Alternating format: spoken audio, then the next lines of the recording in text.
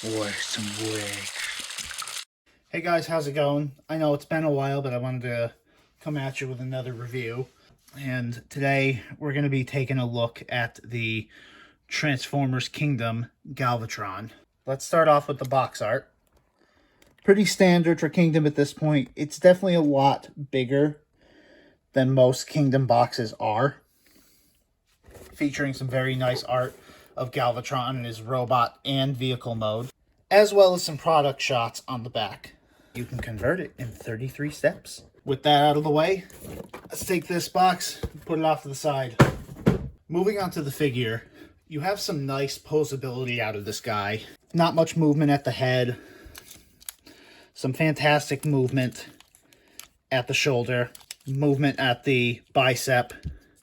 A double bend at the elbow. You get movement at the wrist, movement at the waist, but it's not much because it's hindered by this backpack here. You can move out the legs that far and back that far, but you have to be careful because you might untap the backpack here. He can also do the splits. He's got movement at the thigh, a 90-degree bend at the knee, and a bend at the ankle. But you have to be careful because if you aren't, this can happen. But don't worry, you didn't break it. That's part of the transformation. Posability on this figure is actually really, really nice. You get a ton of it thanks to that leader class price pointing, and it shows. Despite some issues here and there. Elephant in the room, yeah, I know that the shoulders sit a little further down than they're supposed to. I know technically they're actually supposed to be roughly up to here, basically where the bottom of my finger is. But truth be told, I don't really mind it like this. I know there's a fix to take off the shoulder, get the pin out through here, rotate the shoulder around, and have the shoulder sitting up higher. But truth be told, if I wanted to do that, I would just do this. Now, admittedly, that's not great because you get this massive hole here, and you can see the stud. Make matters worse, when you want to transform him, you can't. Because this peg does not fit into there. At least not very well. Now, I have seen 3D printed fixes for this where you put a little filler into here, and it basically makes it have that hole. But I have to tell you, as the comparison, where you can see it here versus here, yeah, it is a considerable amount more, but I'm not willing to potentially break the figure, especially with how long I've been waiting for a Galvatron, just to make the shoulder sit a little higher. So for now, we're going to take this shoulder and we're going to put it right. But if I ever do fix it or decide to fix it or get some sort of 3D printed thing that allows this to sit higher without me having to do anything too big, I'll let you folks know.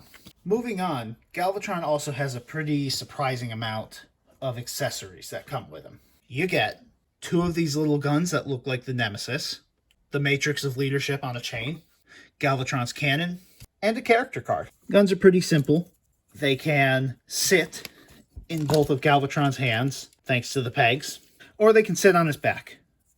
You just got to line up this peg with this hole here. They sit on his back like so.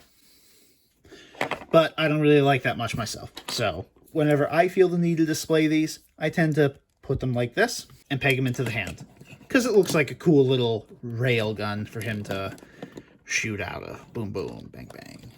You also have the Matrix here. You just take it in hand, put it around his head like so. The Matrix can also come off of here just by wrestling it off there. And of course there's the gun here. It comes apart because of the transformation. And you can just peg it right here. And that is fantastic. And lastly, there's the card here. This one portrays Dinobot. However, when you peel this back, it says Dynamus here. I think if you translate this, it says something like Dynamus, Herald of Unicron, something to that effect. but a very, very cool little picture of Dinobot in a sort of upgraded form, similar to Galvi here. So, you, my friend, have been saved from the shredder. For now. With all that out of the way, though, these, for the most part, just get in the way for me, so we're just going to put these away. Now, let's do some comparisons. My previous review, the McFarlane Toys Dark Knight Death Metal Batman, Earthrise Optimus Prime, and Studio Series Hot Rod. Quite a height difference between these two. Now, let's get into the transformation quick. Not a bad transformation sequence. It's pretty simplistic. There wasn't really a whole lot that they could do to really make this look much better from the film. Especially considering these sections are supposed to be these thin little holes that attach to the treads on each side, as well as some other things here and there. But overall, I like the look of it. It looks like Galvatron's canon design. There really wasn't much more to do for it. Galvatron's canon mode, picture to the left here. Last but not least, let's do some vehicle mode comparisons. Optimus, Hot Rod, and Batman's vehicle mode. Went out of touch with reality there for a second. Sorry guys, I'm back. But hey, what do you guys think? While this figure isn't perfect, I think it's pretty darn close. I think we are getting close to that definitive interpretation of a Galvatron figure. If you look back at the past of Generation 1 Optimus figures, I think you'll see that, sure, while this one isn't quite there yet, it's going to get there. It's going to get there. And at some point in the not-so-distant future, we're going to get a figure that's just going to blow our socks off. But otherwise, I really hope you enjoyed this review. I know it's been a while. I'm going to try not to have as much of a hiatus in between this review and my next one. And I really do want to review that Civil Warrior figure after this. But the only reason that didn't happen was because I happened into the Heroes Hideout and saw this boy chilling there, and I just had to get it. As for rating, I'll go with a 2 thumbs up and a 4 out of 5. Definitely a little too bulky on the sides here, and you know, that shoulder issue, but a very, very nice interpretation of the character Galvatron. Be sure to like, comment, and subscribe if you liked this video.